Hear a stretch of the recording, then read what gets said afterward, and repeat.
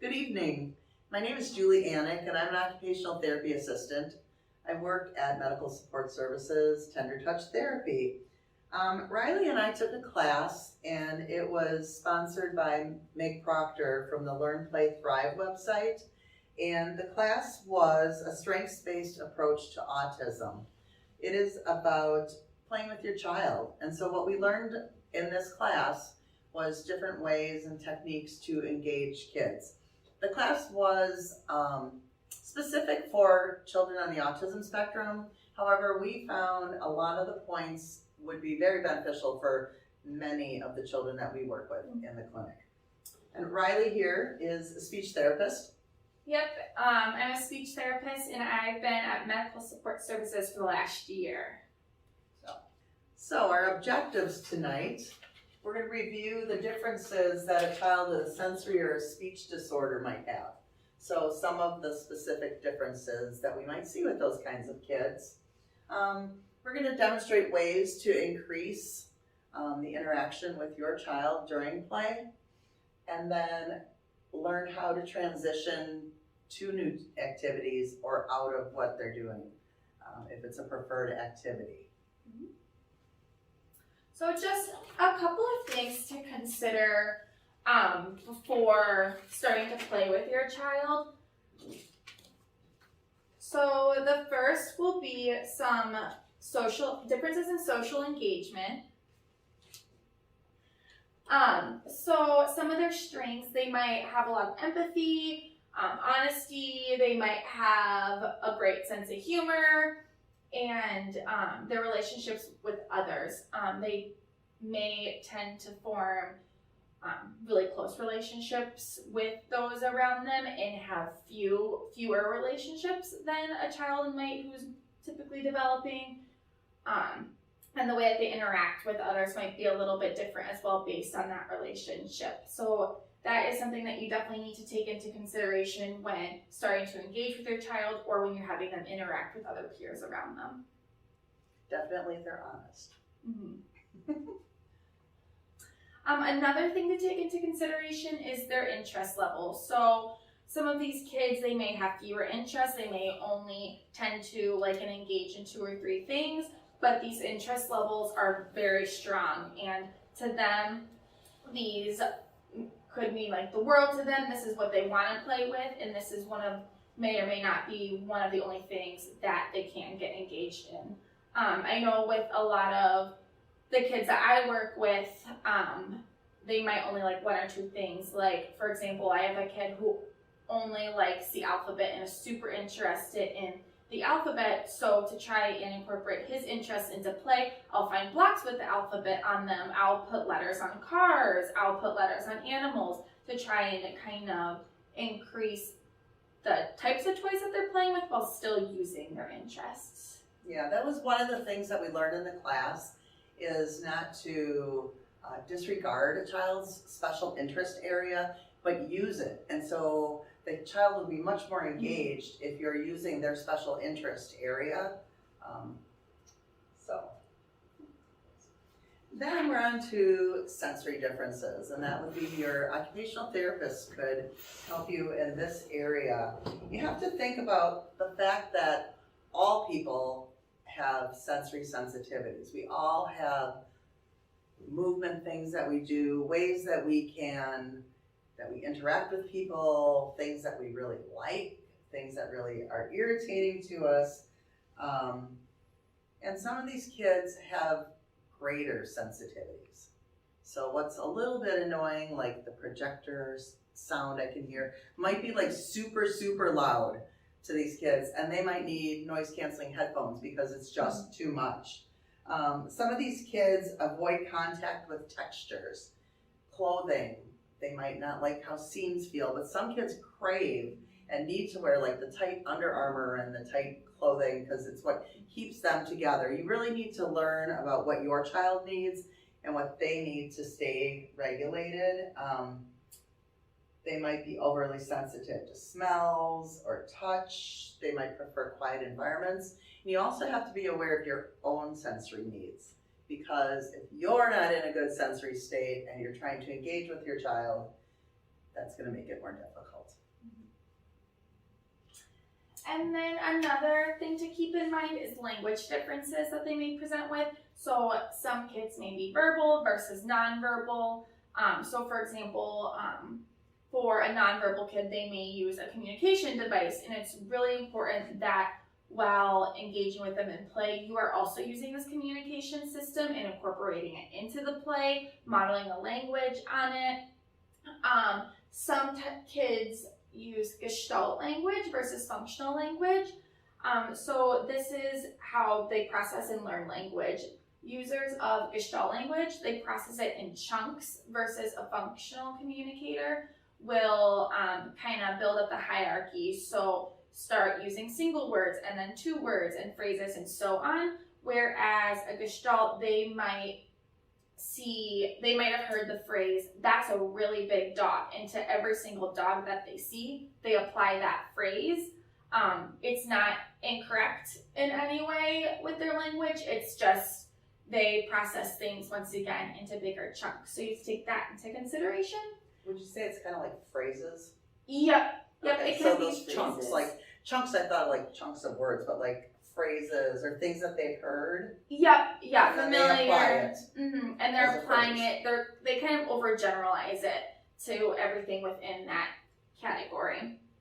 And then another thing to consider is how they process information. So do they learn language and follow directions best by you verbalizing it to them, or do they need visuals and models of what to do or what to say in that activity? So just some other things to kind of keep into consideration to help keep your child more engaged in play, so you're not necessarily losing their interest in that play. So I talked about sensory a little bit already. What does your child need? We have a handout tonight that you can take on proprioceptive activities, and this is something that we'll be attaching to our presentation on our website so that you have access to this. This is ways to provide proprioceptive activities at home, and that is a word, proprioceptive, that means like input to your muscles and joints. It is a very grounding effect. So when you're feeling really stressed and like way out there and you need to feel like grounded, some people go for a run or they exercise. That's what we want our kids to have. So they get that though through like carrying the laundry basket or carrying in groceries. So this is it's a good handout for animal walks, just different ideas and ways that you can incorporate that into your home. You want to know your child. Do they need to like be really close to someone? Do they need space? Some kids, even though they're not like right next to you, they're paying attention.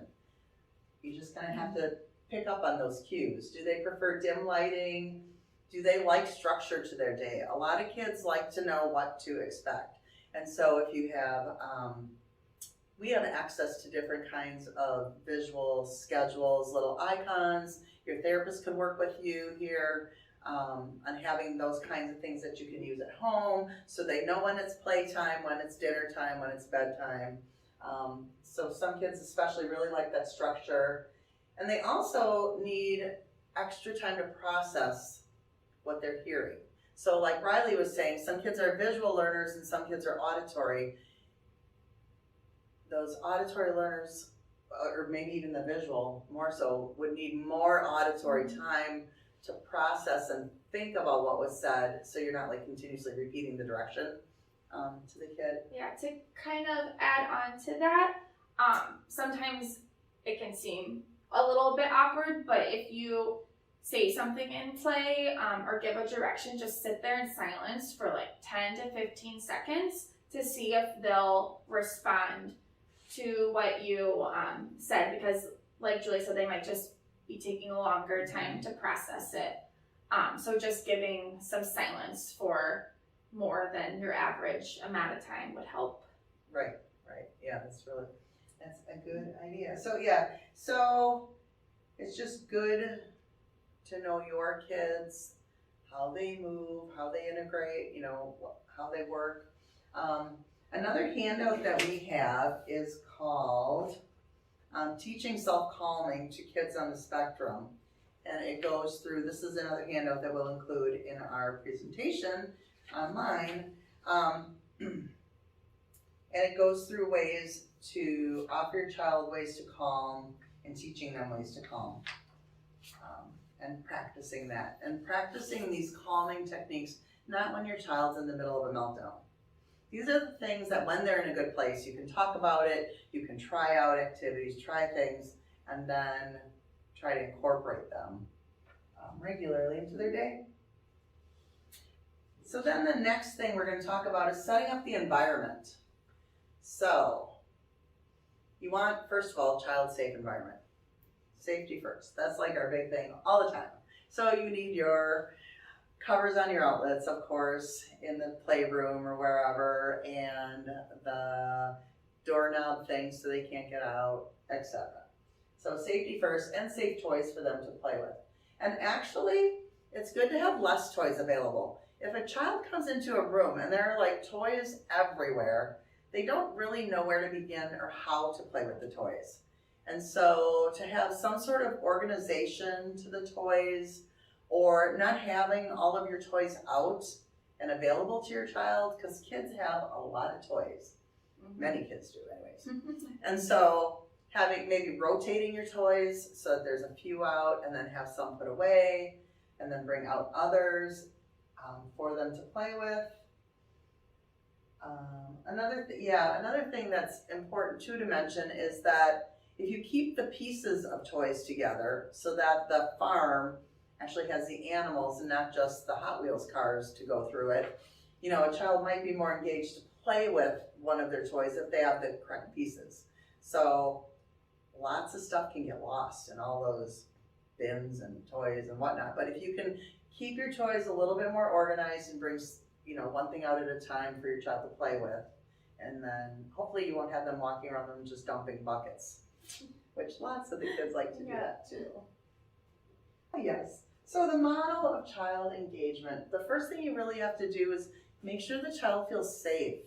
That's like one of the most important things that we start, when kids start with us, we need to build rapport. The child needs to feel comfortable and safe and know that they are going to be well taken care of. So they have to feel good. You have to help them regulate their emotions, especially our little ones. We can't expect them to know, you know, we teach them strategies and ideas. We can't expect them to know how to use those on their own. There's many adults that don't know how to use their regulation. But it's our job as the parents and therapists to work with the kids and teach them and help them to regulate. There's a quote, another person, so Meg Proctor from Learn, Play, Thrive, who we took this course through, has a podcast called Two Sides of the Spectrum. And it is a therapy, speech and OT based podcast that I've been listening to. And Greg Santucci is an OT that's on there. And a quote from him is that if a child doesn't feel safe, they will not be regulated, and you must be regulated in order to learn. So if you think about kids learning, and actually play is learning. When kids are little, this is actually, we're talking about them learning. We're not just talking about, you know, playtime, but like they get a lot of skills and developmental skills from play and from toys.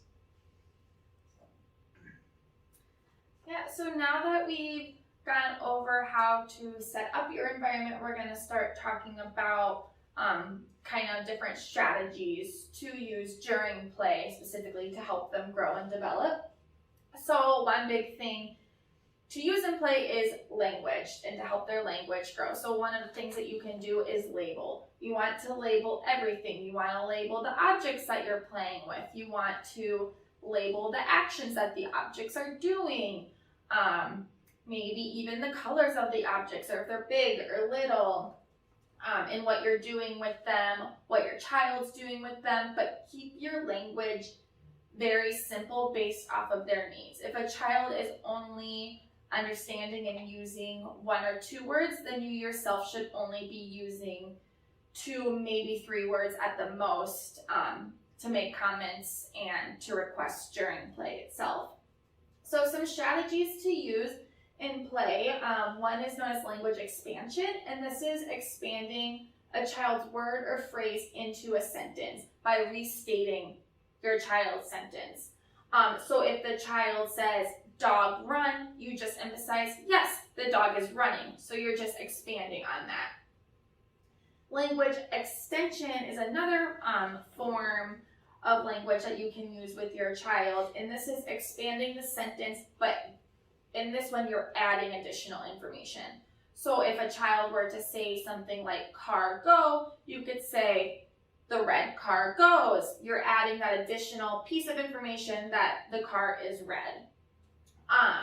There are 2 handouts that we have for tonight that will also be attached to the presentation. One is language strategies at a glance, and this kind of goes through the different types of language that you can use during play. So whether you're naming the items, commenting about what they're doing, providing choices, and then it also goes into some suggestions of language that you can use with specific play items. So for example, it talks about if you're playing with the ball, what you can do for naming with the ball, certain comments that you could make with the ball, following your child's lead. So there's a couple of different common toys for young kids that are in that handout. And then another thing that I had mentioned earlier was nonverbal kids and using their communication devices. You should use all of these same language strategies with a nonverbal communicator, but model it on the device. So if you want them to be using 2 terms, 2 word phrases on the device, you can model car go on the device and see if they'll also do it themselves. But if not, that also doesn't matter. The fact that it's getting modeled on to the device, you are showing them the connection between the play, device, and the communication. So there's also a handout more specifically geared towards communication device users, and just some activities of what you could do. So for example, if you're reading a book together, how different words that you could model related to book sharing, and then how you could build on those. And then also it goes through a couple of different activities in that as well. So play, just like anything else, there's different milestones that a kid might have to go through before they are engaging and interacting with you and peers back and forth, taking turns, imaginary play. So there's a couple of different steps that they could go through. The first one being imitation. So a child may not know what to do with an object, with a toy, or how to play with it. So the first step of engagement is getting them to imitate. And so an example that we could do for this is if Julie is a kid and I am playing with her, I would be following her lead. I would enter the play area, allow her to, if she wants to sit across the room from me, that's okay. If she tolerates me sitting close to her, that's okay too. But just simply copy exactly what she's doing. And then while I'm copying her, I can also model language by saying, ready, set, go, or push car. And then once I notice that she's maybe looked at me or noticed that I'm playing nearby, I might add another action. So I could say, go, or push car, jump car, and then go back to pushing and see if she'll imitate it.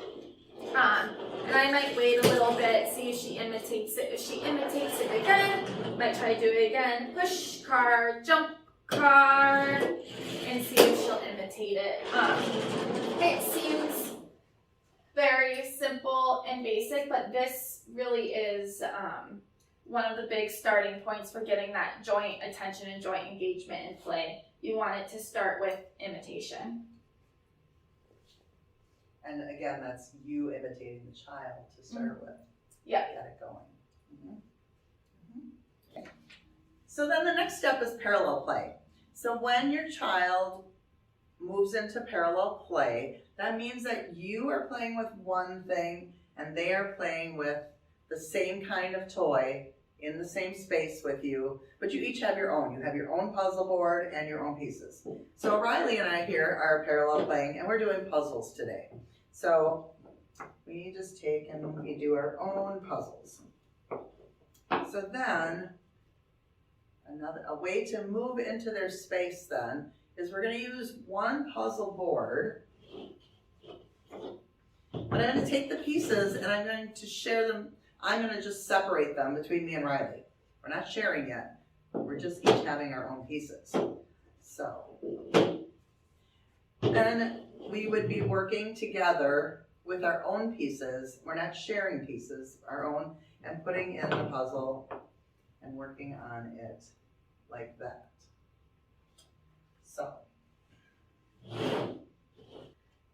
So then after you get a lot more engagement with parallel play, you can start working into turn taking. For a child who might not be typically developing, it can be really hard for them to take turns because they might not understand what it means to take turns. They might not know how long they're going to have to get the item away for. It might be very important to them. So there are a couple of steps that you can try to work your way up to a full turn-taking activity. So one way is to start by trading, the same items. So let's say Julie is playing with a bell and I also have a bell, and so we're both playing with a bell. And I might see if I hand her my bell, if she will hand me her bell. So she still has a bell, is still playing with the toy that she wants to play with, but we are just trading it every so often. So then once your child kind of begins to tolerate trading the same item, becomes more comfortable with that task in itself, you can then start by trading different items. So they would still be the same type of play item. So we're playing with instruments. They're still instruments, just different types of instruments. So if you were playing with animals, you both would have animals, just different animals. And so yeah, you can play with them and then see if you hand them. And she's just kind of putting it out for me. Yeah. Not directing and making it a big, I was just kind of like, oh, here, you can have this. And yeah, and if they don't, that, kind of a give and take sort of situation. And if they don't take it the first couple of times that you try an activity like this, that's okay. You can just go back to playing with it, modeling the language, modeling the actions, and then keep trying to trade back and forth to see if eventually they will do it. So then one of the last steps into going to an activity that is more like turn taking and not so much trading is you both, so a puzzle is easy to use to describe this. You both are doing a similar activity. All of your pieces are in the middle of you both. And you grab a piece, and if it's not your object, your toy, you can hand it to your child. And you can have them grab a piece. Okay, so we're going to take turns taking a piece from the center. Mm-hmm. So and then either trade it or keep it. Okay, so this one does not go into my puzzle, so I'm going to give it to Riley. So we're taking turns picking up the pieces and then sharing if it doesn't fit into our own puzzle. And then if it goes into your own, you get to keep it. So it's just kind of going back and forth. It's working on trading items. It's working on taking turns a little bit more, incorporating that in. Not mine, so I'm going to hand it over. And it's your turn. And I can put it on. So these are some of the beginning steps and just some simple activities that you can go into turn taking. You don't necessarily have to do it with puzzles. You can do it with any toy. You can get creative by putting different objects in the middle and trading them, sharing them, taking turns on what you're doing with them. But like I had said previously, it can be really hard for a kid just to jump right into your typical turn-taking activity when they're not entirely sure what is going to happen. Like playing a game. oh, we're gonna play Candyland, but if they don't even know how to engage and play with someone, they need to be able to do these skills first, so. And then, in regards to actual playing as well, the different levels and building up the hierarchy of play, we also have another handout that you guys can have tonight, and will also be attached to the presentation online. It goes through the different social play levels. So it kind of talks more about what parallel play is, working up the turn taking, imitating in play, and then also the different type of play skill levels. So, which we'll go more into here in a moment, but the type of toys that they're using. So yeah, whether they're cause and effect, they're doing imaginary play, so just the different steps of play.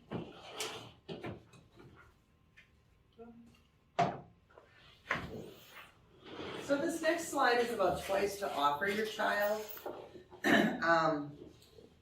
Cause and effect toys like the ball popper, and they keep going through, putting in, toys that you putting in the coins into the piggy bank, putting shapes into the shape sorter, pulling apart sorts of toys.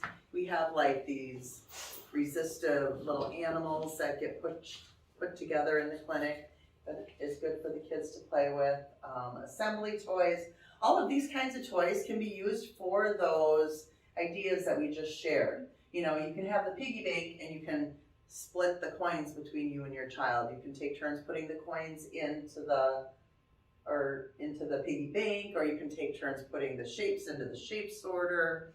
One of the things that you need to remember then is your child's sensory needs. How long can they play? Can you get them to engage for a few interactions, and then do they need a break? Do they need to go take a walk, get a drink, do something else, come back? You know, don't expect these play times to like miraculously work and you're gonna sit down and like, oh, this works. Because this takes many trials for us in therapy to get kids to engage and to play with us. Also, continue to be aware of your own sensory system. If you come at it and you're all hyped up, your child will feel that. Our kids feel it when we work with them. We spend the day going from kid to kid going, okay, and now I'm ready and I'm calm. So you need to be in a good state to work with your kids. And then when you're introducing these new skills, like with sharing and stuff, use toys they like and use toys that they know. It's important so that it's not like you're bringing in a novel toy and then you've got these new directions. So use something, if they really like their cars, try to introduce new ways to play with them. So, sensory-based toys. Now we have more toys. So toys have so many benefits. So besides our turn taking and parallel play and stuff, you know, there's a lot of gross motor toys. These are considered sensory-based toys. Kids are working on crawling. They're getting that heavy work proprioceptive input into their joints when they're crawling through a tunnel, when they're squeezing Play-Doh. They're getting the spinning that some kids really crave from like a sit and spin, trampolines, water mats, swinging outside in your yard, at the park, wherever they can swing. A star light to shine on the ceiling. Kids love like flashlight tag. That's good visual tracking. I Spy books, a slide, mirrors. Kids looking in the mirror, playing different peekaboo games with the mirror. Potato Head. I've learned from our speech therapist, Potato Head has so many skills. Love Potato Head. Learning body parts, and from an OT perspective, you know, that manipulation of being able to hold on to the potato and get those little pieces in. And then pretend play toys are also very, very important. Playing with food, playing with cars, like the house, the farm, all those pretend little things so kids can develop scenarios about life. Now we are we're going to talk a little bit about transitioning. This can be transitioning between different activities, transitioning out of a play activity, because I know sometimes any kid can get very upset when the activity is done and they're not ready for it to be over. So some things to consider and reasons why transitions may be difficult is that a child might have some social differences. They might require more time to transition. They might need more motivation and more prep to prepare themselves to transition to a new activity. The interest level in the activities that are offered, they could have difficulties transitioning from one activity to the other because the activity that they're currently engaged in is one of really high interest, whereas the next activity or ending the activity is not that interesting to them, and it can become very upsetting and hard for them to move on from it. Another thing to consider is language difficulties. So they might not understand the directions that you are giving them, that they need to clean up and then leave the room, and so on. They might require visuals to help understand what to do or what is coming next. They might need more time to process the information and more time to kind of understand what those transition words are, because those might be new words for them. They might not know what that is. They might not know when you say, oh, we can come back to it later. They might not know what later is. So maybe some sense of time might help them a little bit more. And then how familiar they are with a new activity. It can be very stressful if the new activity is something that they've never seen before. They've only seen a couple of times. So this can also be a little bit intimidating to them. So just some things to keep in mind for why your child might become upset when it's time to transition out of an activity. And then there are a couple of ways that you can help support these transitions and make them a little bit easier for your child. So one way is to use a schedule. So there's lots of different types of schedules. One that we like to use a lot at the clinic is a visual schedule. So we have pictures of the activity or the object that they are playing with, and then when they're done, they can move it to show that they're done. You can totally take it away to show that they are done, and then show which one is coming next. You can also do, if you don't have the materials to make a visual schedule, you can also do a schedule with objects. So you could line out the 3 different activities or objects that you are going to be playing with or using, and then when the activity is done, you can put it away in a bin so that they see it's finished and they can see what comes next. Depending on how your child learns best and how old they are, you can also do a written schedule where they can cross it off or erase it. So there's lots of different types of schedules that you can do. There's also different ways that you can use a schedule. So you can have pictures and they can take the picture and physically take it to the activity to show that that's what they're doing next. And then, you can put the objects in somewhere, put them away, show that they are finished, so different types of ways to use them. And then ways to transition without the use of a schedule. I know with a lot of my kids in my sessions, I use timers to help show how much time they have left to play. And that helps a lot because that gives them another visual. Before putting every object away, we've said goodbye to them because a lot of the kids, they might have a better concept of saying bye versus clean up. So there's lots of different ways, verbally, visually, that you can help support that transition out of an activity and try and, kind of help any behaviors that might come up during a transition at home. So if you have any further questions about occupational therapy, speech therapy, how to incorporate and work through these things, if your child is a patient at one of our clinics, talk with your speech therapist, talk with your occupational therapist if they have it, their PT. If they're not a patient, contact us. We have a clinic in Kenosha, which is moving June 6th. We have a clinic in Mount Pleasant, and we have a clinic in Oak Creek. So Medical Support Services has 3 locations now. Mhm. So contact us, Julie Anick or Riley Peary. And then I'd like to mention the resources that we used, and I have mentioned this a few times, is Learn, Play, Thrive, which is a company that Meg Proctor owns, and she ran the course on play that we took and gave all the great examples. The podcast, Two Sides of the Spectrum, Greg Santucci, and then ChoiceWorks app is another type of schedule that you can get for an iPad, and you set up a picture schedule. They have a lot of icons already loaded, but it's very easy to use to take pictures of items and just plop them into the schedule, and then the child can slide their schedule over. I find that some of the younger kids are better with the actual taking the icon and moving it than just sliding on a phone or iPad, but anyways. And then Kids Master Skills is where one of our handouts came from. So thank you for listening to our presentation, and hopefully you learned something new for you and your child. Thank you.